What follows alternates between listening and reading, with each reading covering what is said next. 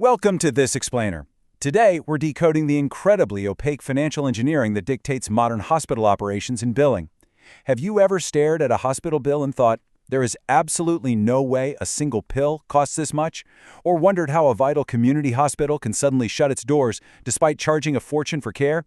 Well, today, we are taking a structured look at the exact mechanics, the ownership loopholes, the real estate deals, and the billing matrices that are entirely reshaping healthcare. Okay, let's dive right in. To figure out how the system works the way it does, we're going to follow the money through 5 key areas. Number 1, the hospital business model. Number 2, the corporate backdoor. 3, the real estate rent trap. 4, the hyper-inflated billing matrix. And finally, 5, hidden medical claim markups. Let's get into it. It's literally the central paradox of American healthcare right now, and it's something that recent investigations have brought into very sharp focus. We're seeing safety net hospitals collapsing, leaving entire communities without emergency rooms and healthcare workers without jobs. And yet, the executives and private equity investors behind those very hospitals, they're walking away with hundreds of millions of dollars. Take the Steward Healthcare collapse from the source material, for example. The CEO was able to buy a $40 million yacht plus a custom luxury fishing boat, while the hospital system itself was nosediving into a catastrophic bankruptcy. How on earth is that legally or financially possible? To solve this mystery, we first need to look at Section 1, the hospital business model, and how hospitals transitioned from being charities to franchises. Okay, this might sound crazy, but there is actually a direct connection between fried chicken and modern healthcare. You see, for most of American history, hospitals were basically charities. But in the late 1960s, a businessman named Jack Massey took the hyper-standardized, profit-obsessed franchise model he used successfully at KFC and brought it straight into healthcare. He helped found the Hospital Corporation of America, or HCA.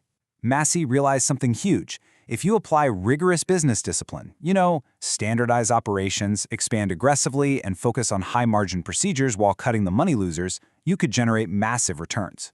This fundamentally changed everything, turning medical facilities into businesses built specifically to turn a profit for investors. Which brings us to Section 2, the corporate backdoor and owning the unownable.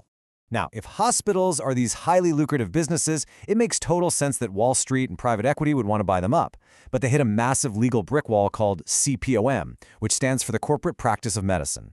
This is a vital legal doctrine in many states designed specifically to stop corporations from interfering with a doctor's independent medical judgment. The law is super clear. If you aren't a licensed physician, you cannot own a medical practice, and you definitely cannot dictate clinical care, period. But, of course, Wall Street found a backdoor. Private equity completely bypasses CPOM by using what's called the friendly PC MSO loophole. It's actually a pretty clever setup. The corporate buyer creates a management services organization, or MSO. This corporate MSO legally owns all the non-clinical stuff. We're talking the super valuable real estate, the medical equipment, the billing software, the brand name itself. Meanwhile, a friendly or captive physician technically owns a professional corporation, or PC. This PC employs the actual doctors and holds the medical licenses.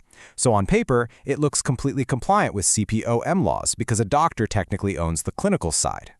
But here's the catch, and it's absolutely crucial to understand how the money flows here. These two entities sign multi-decade management services agreements. Through these agreements, the investor-owned MSO charges the physician-owned PC absolutely massive variable management fees. These fees are strategically designed to vacuum up almost all the profits from the clinical side and dump them right into the investor-owned MSO.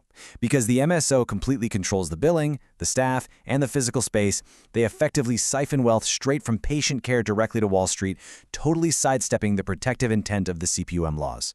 And that leads us right into Section 3. The real estate rent trap, focusing on asset stripping.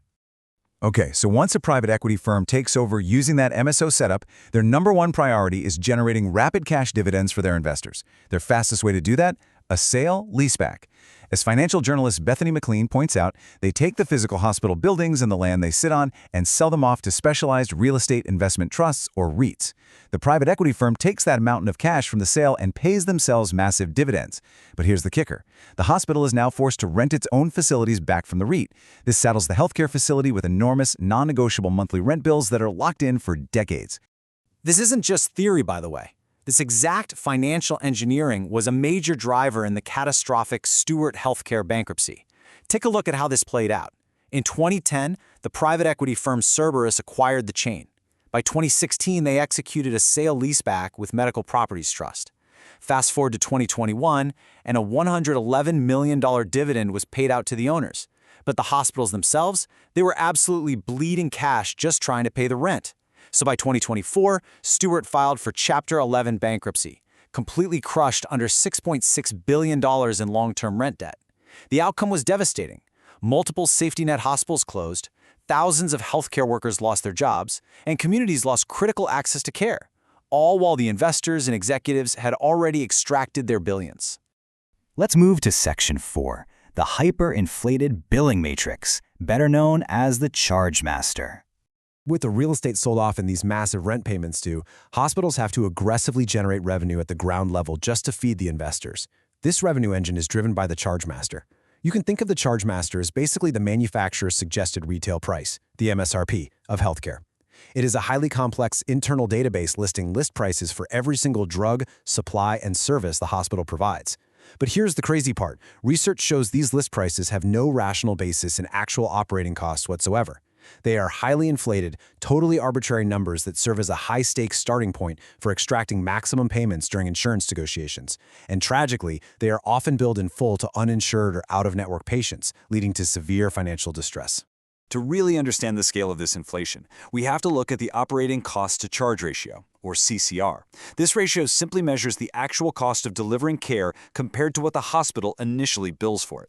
Now, back in the year 2000, the average CCR was 0.6, meaning for every dollar a hospital billed, it actually cost them 60 cents to provide that care. Fast forward to 2024, and that CCR has plummeted to roughly 0.3. Think about that. Today, for every single dollar a hospital bills, its actual cost is only 30 cents. This is exponential charge inflation over the last 2 decades, driven purely by strategic billing optimization, not by any real improvements in clinical quality. Finally, let's look at Section 5, Hidden Medical Claim Markups, focusing on drug arbitrage. This strategic inflation from the charge master is honestly at its most egregious when we look at the granular day-to-day tactics used to hide massive profit margins right inside medical claims. I want you to really take in this number, 13,200 times. To show you just how arbitrary the charge master can be, researchers documented the billing of oxytocin, which is a very common labor and delivery medication. The actual cost for the hospital to buy one dose was just 2 cents, 2 pennies. Yet, researchers found it documented on a charge master at $264. That represents an astonishing 13,200 times markup. Even after an insurance company comes in and negotiates a standard 50% discount, the hospital is still pocketing 6,600 times what the drug actually cost them. On top of that, hospitals exploit complex federal programs, like the 340B drug pricing program, to create massive arbitrage opportunities. Let's look at a high-cost cancer drug, like Rituxan, for example. The standard price might be around $6,000, but through the 340B program, which by the way was originally meant to help safety net hospitals, the facility gets it at a steep discount, buying it for, say, $4,000.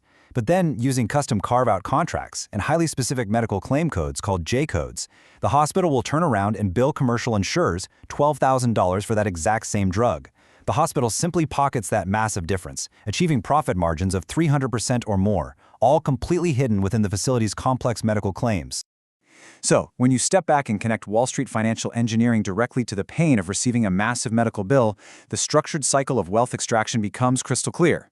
It starts with Step 1, bypassing state ownership laws using those MSO structures. Then Step 2, stripping the real estate through sale-leasebacks to pay out massive investor dividends. That requires Step 3, hyperinflating billing charges using the charge master to cover all those massive new rent debts. And finally, Step 4, maximizing margins through hidden drug arbitrage. It literally transforms the hospital from a vital community asset into a highly optimized financial vehicle. Which leaves us with a final, pretty provocative reality to consider. We've seen exactly how the mechanics work, and we've seen the outcomes. Executives buying megayachts while rural and safety net hospitals are shutting down for good. As long as corporate loopholes like the MSO structure and sale-leasebacks remain open, the true cost of this financial engineering isn't just paid on a corporate balance sheet. It's going to continually be paid by patients facing inflated bills, employers struggling with rising premiums, and shuttered communities losing their access to life-saving care. Thank you so much for joining me for this explainer, and I really hope this gives you a much clearer lens through which to view the business of healthcare.